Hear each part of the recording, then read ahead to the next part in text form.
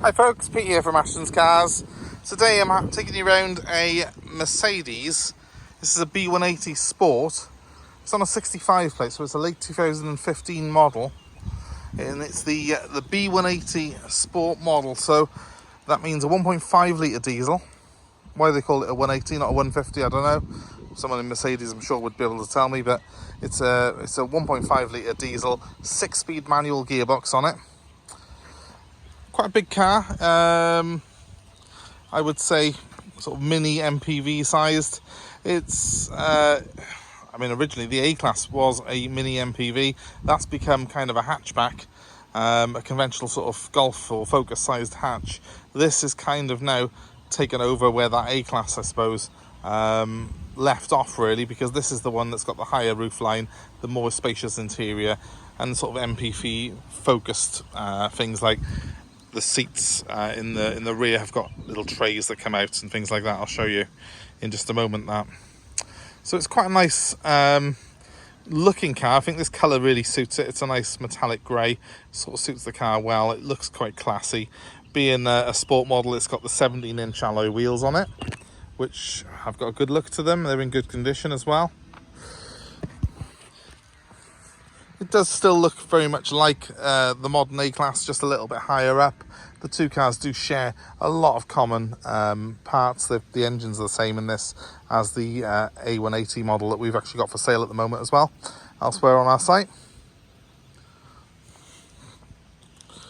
The main difference really is the room you get in the back and the fact that it's got this rather large boot on it. Let me just pull that up. Decent size. It's a decent parcel shelf there as well. There is actually a little bit of room underneath as well. It's got a bit more oddman space under there, but in general quite a good size. It's a 5-seater car, but it's got quite a bit of space in it. I would say size wise, I suppose it's not too, it's a little bit smaller than something like a Ford Cougar, but a little bit bigger than something like a Nissan Juke, so reasonably good size inside. Couple of very small marks on the car by here. Apart from that, bodywork's excellent on it. We will get that all polished up and corrected to make it look good. Coming around this side, hopefully you can see. It's again pretty much immaculate condition, this car is, apart from those couple of little marks on the back. We have got front and rear parking sensors on this particular model, and it's got the rear camera. So very well specced in terms of the parking aids on it. Again, as I say, it is a sport model. They do tend to come with a higher spec than the standard car. So this is higher up than an SE, which are the more common ones that you'll see advertised. I'll take you just to the back first, just to show you inside. It's got a gorgeous leather interior, this car has. Really nice cream leather interior. Here's the trays that I was talking about. These pull out like so, to give you a little bit more space for drinks and stuff like that in the back. Very sort of practical, very family orientated interior, I would say, on this particular car. You've got the ventilation to the rear as well there from the armrest in the centre. These seats do fold. They fold flat into the floor. You've got huge boot space once they're folded away, and they do come with ISOFIX points for your car seats. So very, very practical on that note as well. Let's have a look at the front of the car. A vast amount of space at the front. I've got the A-Class as well in at the moment, and I do find that this is a little bit more spacious. And also what it is very good for is it's got very good access into it, because you've got quite a low sill there and quite a high driving position, so you can literally just slide in nice and comfortable behind the wheel. Now let's just turn that down a minute. And we've got a nice dashboard layout. In front of us is, hopefully you can see, very nice big clear screen there. If it looks like it's flickering, it's not. It's actually my recording equipment sometimes makes it look that way. We've got different ventilation controls here for front, passenger and driver, so it's a split temperature control, dual zone climate as they would call it. We've got heated seats on this particular model, again just for the front passengers, but a very, very desirable option, which you don't tend to find on too many B classes. And we've got the driver mode as well, where we can switch between a dynamic sport setting, a comfort setting, or an economy focused setting for the way the car drives. And that does change not just the throttle response, but also the steering response of the car. It does feel a very different car when it's in dynamic sport than when it's in economy.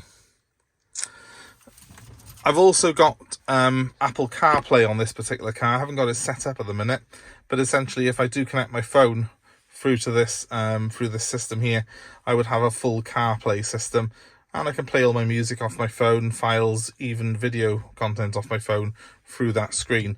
I can access also things like WhatsApp through here while driving. So you can do that via the voice control on the car. So it can technically mean I can legally answer a text message while I'm driving the car if I wish to. As I say, I haven't currently got it set up because I haven't really got much of a need for it at the moment. And the car has got the built-in navigation from Mercedes, which is a real bonus because not a lot of them came with that when they were new. Coming over to this side of the dashboard, I have got a handbrake by here, which is electric. First of all, you need to get used to the fact that the handbrake's by here. It's a bit of a weird place if you haven't driven Mercedes before, but it is actually quite normal for Merc to have the handbrake by there. You push it in to engage the handbrake and you pull it out to turn the handbrake off. Also, by pushing the brake pedal down hard while stationary, I would cause the car to hold itself. So basically, that aids with hill starts and stuff like that. I would keep the brakes on until I pull off again. So it's an easy car to drive. It's got a lot of driver aids on it. When I reverse the car, in fact, let me just start it up and show you this. When I put the car into reverse, I've got a really good camera here, and when I turn the wheel, you can see it actually moves. I don't know if you can see that, the yellow lines on there move to where my car will be positioned. That makes it really easy to drive. I give the car a quick rev, and as you can hear, hopefully anyway, it all sounds good, it feels good. I like the quality of this dash. It is plastic, but it looks cool, and you know, the dual sort of colours here I think look really quite fetching on the car. So take it out of reverse, obviously that goes off. I have got sensors front and rear. They do show up on this little picture of the car here and on this little bar across the dash as well. So I've got a really good all-round sort of sense of where I am with this car when I'm parking it.